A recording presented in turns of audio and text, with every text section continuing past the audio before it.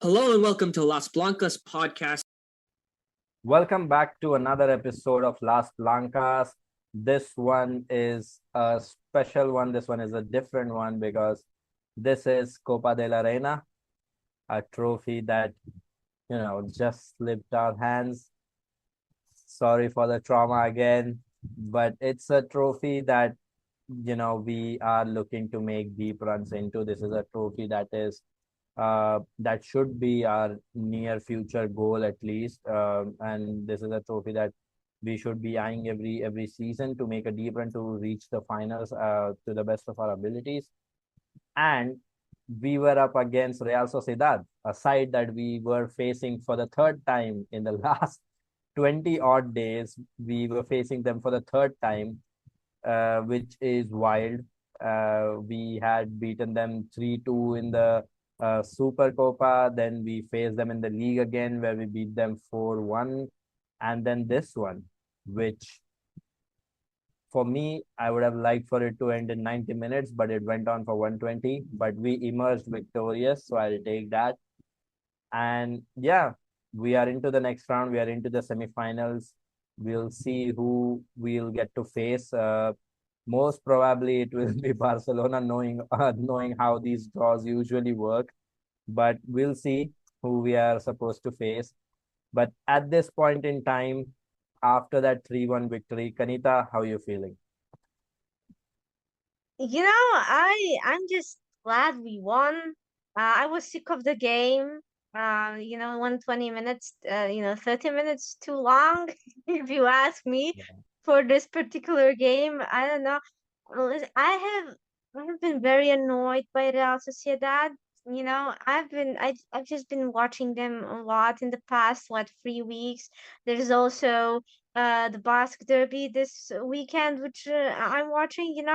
So sick of this team.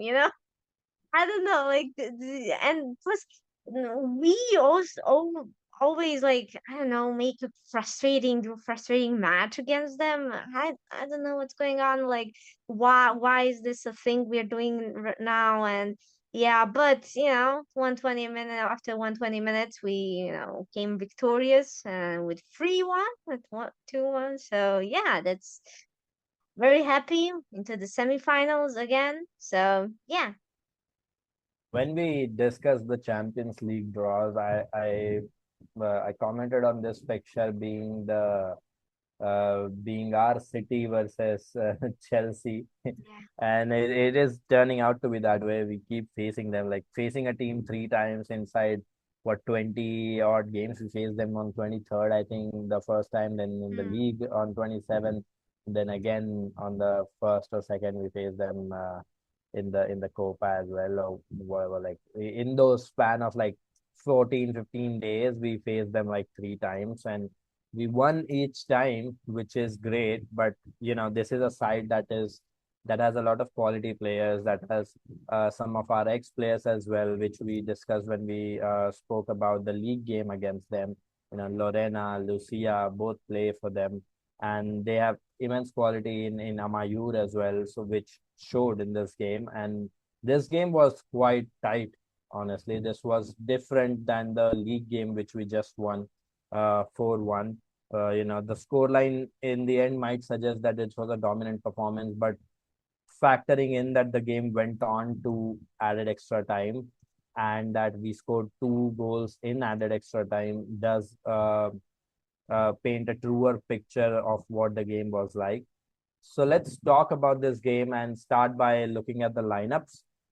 So again, since it's a cup game, some rotation was expected going into this game, even though it was not going to be an easy matchup. I think we both expected some rotation since it was a cup competition, and there was some rotation, right? So I'll quickly read the lineup, which is on your screen right now. Misa in goal, and Antonia started as the right back. Rocio and Lacra started as the center back pairing, and Olga was once again back in her natural habitat in starting for us at that left back position. We had a double pivot of Toletti and Angeldal, and a front four, which is our I think, first choice front four. So we went in with all guns blazing in this game. A front four of Linda Caicedo, Caroline Weir, Atenea, and Senior Brun leading the line. So very strong lineup, isn't it, Kanita? What did you make of it when you saw the team sheet? Well, it's a bit odd because it was like Copa quarterfinal, Yeah. and usually the second choice goalkeeper plays, but again, this is Real Sociedad, and it is not like Real Sociedad from last season.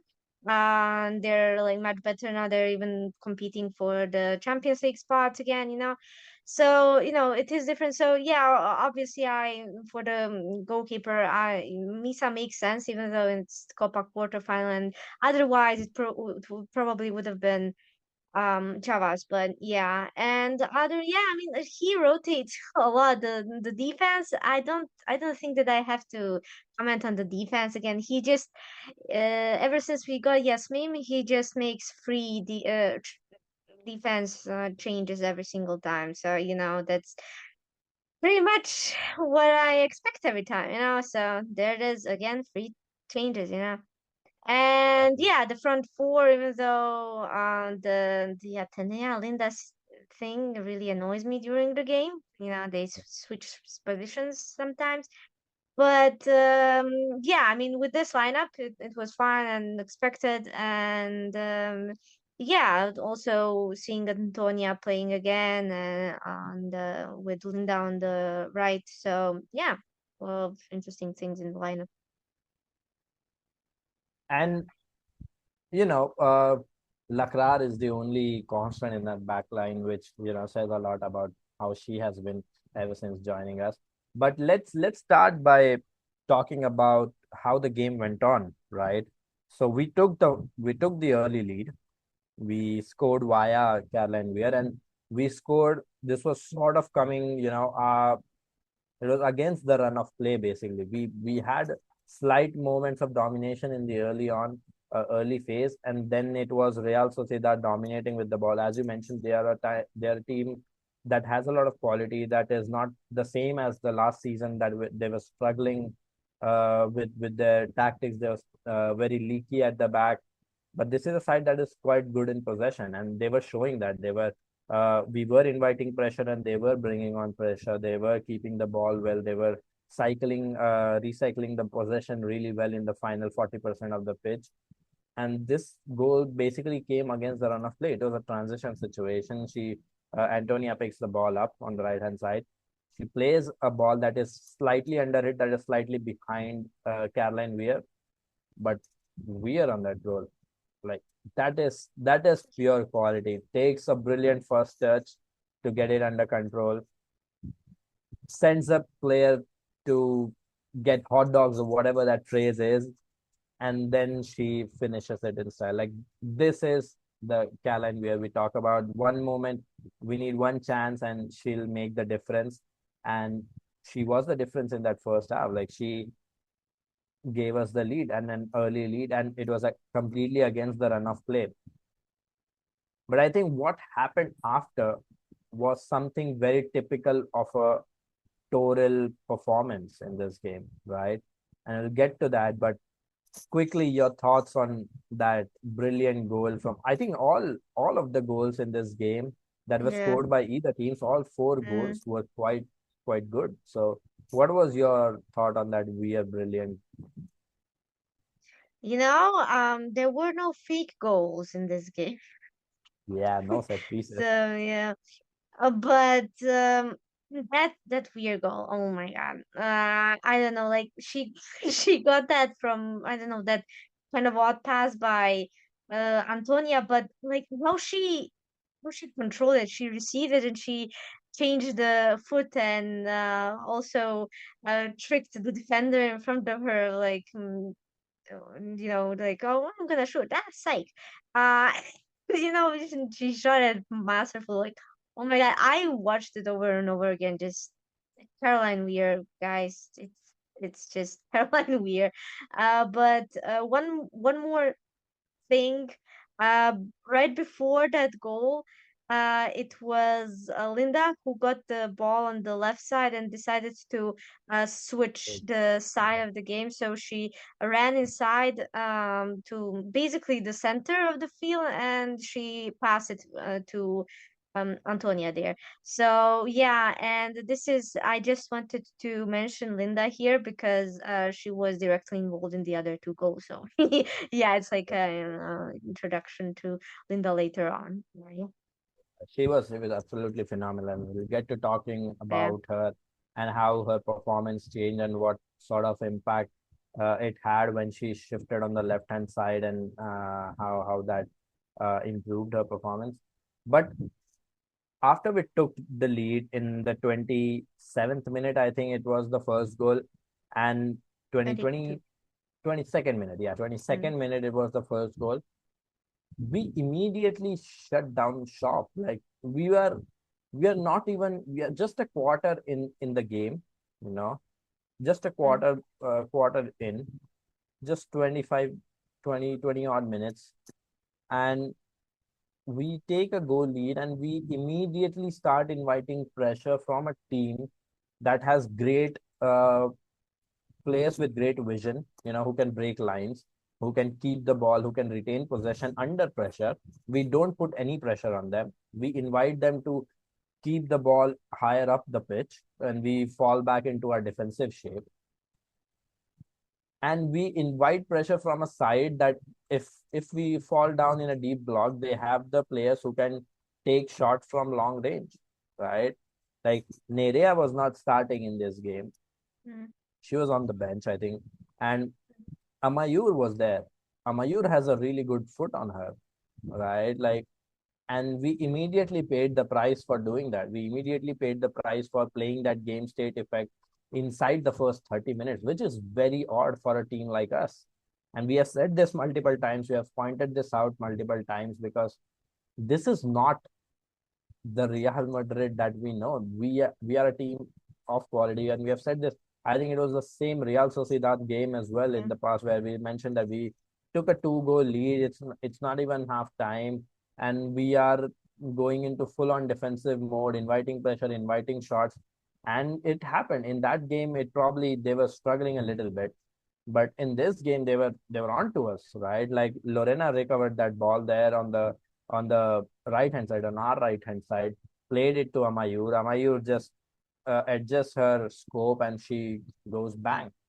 And Misa was locked in her position because that was such a great strike. It was unsavable. It was really good traveling in the far post, perfectly hit. And before halftime, right before we know, it's 1-1, and it's we are going into the second half at level terms, and now we have the added pressure or the added onus of sort of trying to go and win the ball higher, go and try to create something, because we decided that okay, one goal up, we are going to shut shop, which is such a weird approach, don't you think? Like, what did you make of that approach as soon as we took lead in the 22nd minute? Yeah, we the this has been a theme for maybe 3, 4 games, I think. And it started happening not long after our A-bar game. So I know like the the other episode I said we're channeling our inner A-bar, just score first and drop back, which weird. I mean, even our game against Sociedad in the league, which yeah, it was 4-1, but I think they gave us a lot of problems, and the scoreline fix you. You know, we were more efficient, but they were more onto us, and just they didn't have that scoring factor in that game. But I and it happened again, and they had another lineup too. Like like you said, Nerea was on the bench from the start, and they also just before the end of the 90 minutes they also like subbed off Amayor for some reason, but yeah. And I don't know, they had Lorena who was good at recovering in this game, from the beginning, and she was pressing and all that. But so, Real Sociedad is a team that wants possession, that needs possession, Yeah. and they will go for it. Like if they don't have possession, then it's game over. And they were going for it. They wanted possession, and we just laid back. And you can see in the stats, I think it was like 52-48 and possession, like for us, and it was really low difference. And this is a team that once needs possession, and I don't know how we can just lay back and wait, and after scoring one goal in the eliminatory phase. This is eliminatory game, one game. If you lose it, you're out. And I don't know, it's this sort of, I don't know what this is. Is it due to mentality, or just, yeah, we beat them like twice in the past 3 weeks already, so we'll beat them again. I don't know, like maybe it's probably the mentality. I don't know. Yeah, it's weird. Our approach, it doesn't really make sense. And you mentioned the possession numbers there. I'm pretty sure Real Sociedad had a higher share of possession in the first half, because I think those numbers did flash on the screen when the game was going on as well. And I think I'm pretty sure that they had more possession, and because it definitely seemed like it, they were making more of the ball that they had. They were keeping the ball in dangerous areas consistently, and they were trying to create threat. And they did manage to equalize before the end of the first half. Now, this is the thing. Like, second half begins, it's all square, and now we are going for it, right? We have our first choice attack, we have everything. And ideally, since before the semifinals, everything is a single-legged thing. So, and with the sort of schedule that we have coming up, I would definitely have, because we have a very quick turnaround between this game and the next league game against Levante Barcelona, right? Like it's something 72 hours. Within 72 hours, we are playing again.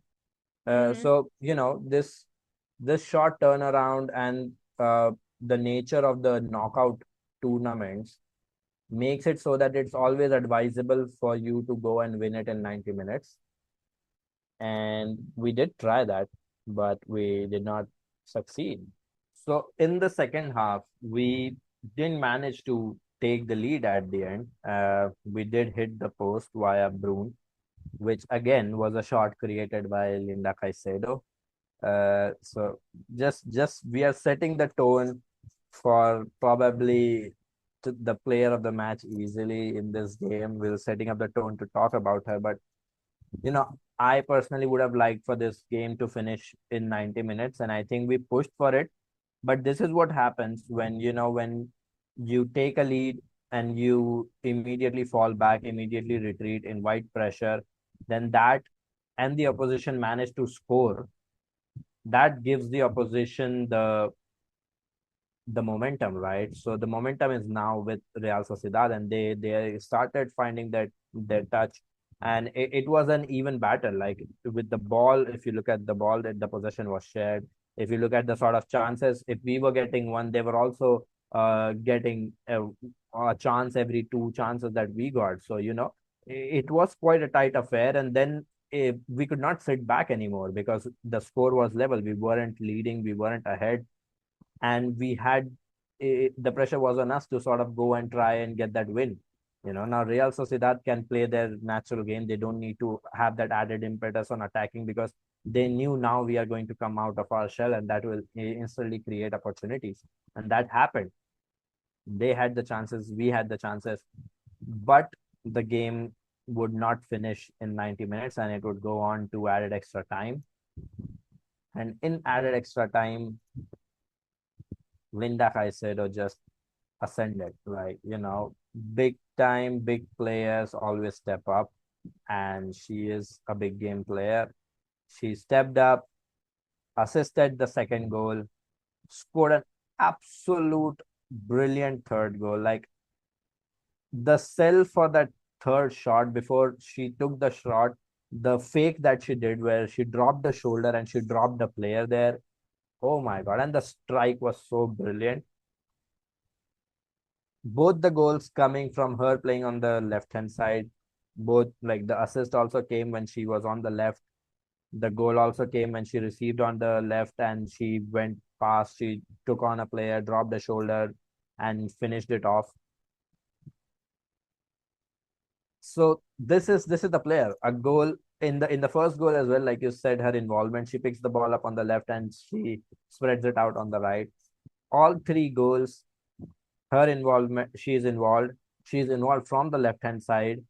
So, this is, I think, enough of a case study for us to say that, Linda on the left is much better than Linda on the right because she's just that influential. She's just that influential that even playing her out of position adds value to the team. And that is why she's starting on the right, right?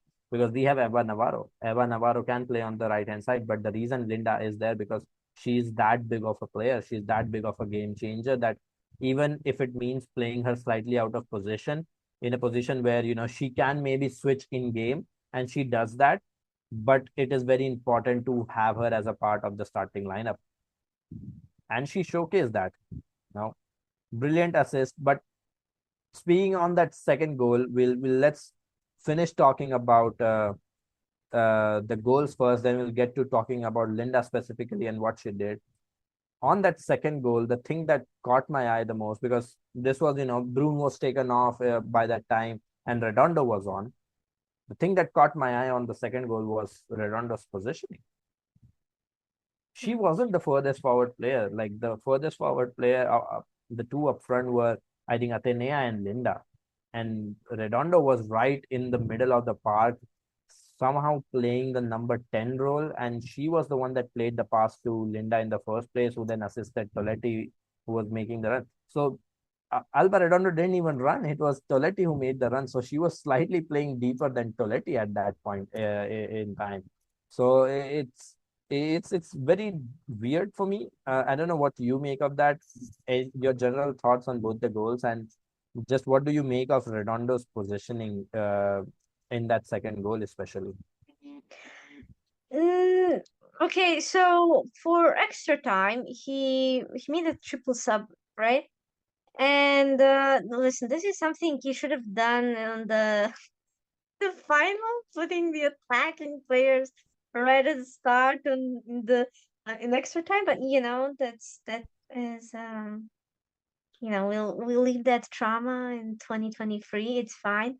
Anyway, listen, with that triple sub, we had what Atenea, Linda, Redondo, and Eva all together. So those are our attacking players there, and Yeah, so I saw a lot of mixing. Obviously, I mean we had what basically three wingers and striker number striker. 9 on, and so obviously there would be mixing a lot, and we'd see some players in odd positions, and yeah, Alba was a bit at some points further back, but so here's aside from Alba, there were a lot of things going on. So for example, sometimes I don't know, Linda would go together with Alba on the center forward position when we're already up there, when we're already entering the final third, and Olga would go act as a left winger for that chance, and then the like our actual attackers would go a bit towards the right, waiting for the ball a bit on the right and the center. So this is like entering the final third. But when we're out there on the pitch or trying to recover the ball or whatever, it was a bit of a messy situation. Well, Alba dropped back probably because, well, I mean, listen, Linda and Antenna started the game. Alba and Eva got on, as fresh legs. So, Alba is that like central player. It's normal to drop back, right? Like we're like more than 90 minutes into the game. And okay, that makes sense. And the second goal did come from her pass to Linda. And she was dropped deep, and there was Atenea was there. Atenea actually recovered the ball, and Alba was right there to get it from her and get it to Linda for that action for the second goal. And yeah, I think that's a natural thing to happen, like to the fresh legs to be there, to run around and be in positions that you wouldn't normally expect them, and this was a game of 120 minutes. So yeah. And right, Linda. For Linda, listen, I don't know how from game to game we always find a way to do the Linda's corner, and it's crazy. This player is crazy, like that finishing in the third goal, her assist for the second goal, and yeah, just crazy. But as you said, it was all from the left side, and that's why I keep saying it annoys me when it's not that she obviously she can play on the right. It's just that it's sail so much smoother. The players, the team understands each other much better when she's on the left, because you have this combination between Linda and Olga, and they understand each other better. And you also had Toletti starting, from the beginning. So you have these players that love to move the ball around, that love to combine, and it's for me, it's much, I don't know, prettier game to see on the left. And it's not just a prettier game, it's much more efficient as well, because all three goals came from Linda being on the left side. And yeah, it's like this. And because Atenea and Linda not only fine, like for the majority of the game, I think Linda was on the right when yeah, with Atenea, but it's much more noticeable when Linda is on the left. And they keep switching. I don't know why is this, but I just know that I can't blink for a second. I'm just watching the game, and like maybe minute or two into the switcheroo, I think, oh, they switched again. A likely thing for them to be doing, and I'm like, I can't keep up, guys. Just help me out here. Just stop doing that for a bit. I think they keep switching maybe every 15 minutes or something. They did it last game as well when they started together. I don't know why is this happening, but yeah, much smoother sailing basically when Linda is on the left. I love Linda. And the reason we advocate for her to be on the left is that third goal.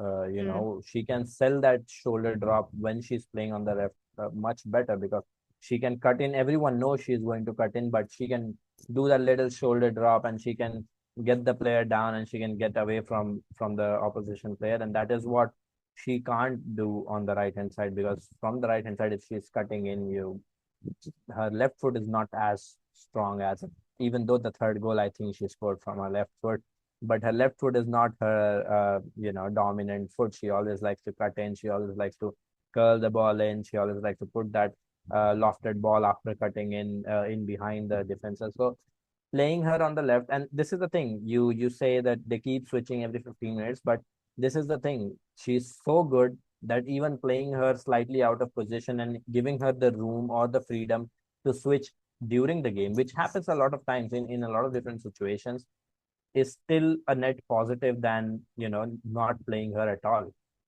That is how big of a player Linda Caicedo is, because you can't sit her out. That is how important she is. That is how important she is to the lineup. And when she was away for the under 20 World Cup last year, we did notice this, right? Like, we did notice this difference. We did notice the factor that our chance creation is not that great, because we were missing that two creative elements.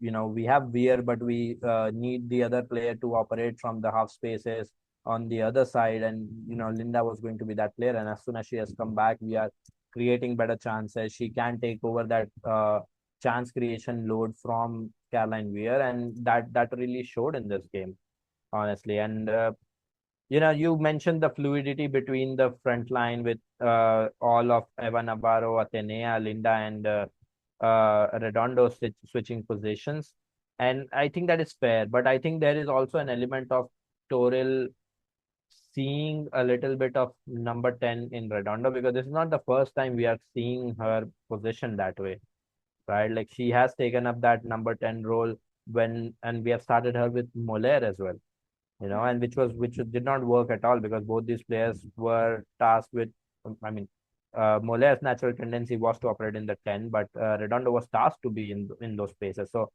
I don't know. There is this element of Toril seeing Redondo as a sort of a number 10 option in the squad, which is weird for me, because she is a great runner in behind at all times, and we should be using her like that. But I don't know. It worked out well. She played a great pass to Linda on that second goal, and Linda did the rest. So yeah, I mean, it's it's Linda's corner this time. Maybe next game it will be Weir's world or whatever.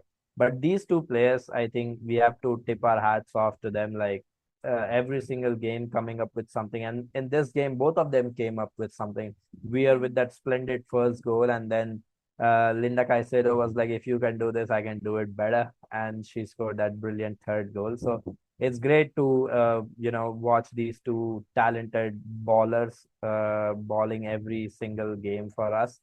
And yeah, I think we should fully enjoy it and make the most of it. Try to win a trophy to serenade their presence. But yeah, let's see.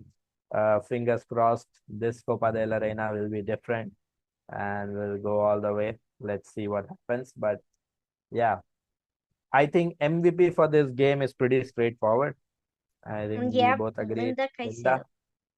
Linda Caicedo, it has to be her after that goal and that assist and the brilliant performance. She has to be it. So I think that brings us to the end of the pod. It's a quick turnaround for this one. So Levante Badalona is up next. Hopefully that will be a straightforward game, and then we will have the Copa de la Reina draw immediately after that. We'll find out who we are going to face. It wasn't an easy task either for Barcelona in the quarterfinals, if I'm not wrong. And yeah, we'll see who we are going to play in the semifinals, which will be two-legged. So I think there won't be much rotation, but the semifinals will come at a time where our Champions League ties will also be going on. So that is going to be a hectic period in March, and let's see. We will keep you guys updated. We'll try to bring you guys the best analysis possible for Real Madrid Femenino and women's soccer around the world. We are planning some content as we have mentioned before. So keep an eye out. Thank you for your support. Thank you for watching us. And if you have reached so far, please do subscribe and please do share this video with other people who might also find it interesting. Thank you for everything. Thank you for your comments. Thank you for your support. Keep supporting us. We are going to bring you the best content. And until next time, Ala Madrid. Ala Madrid.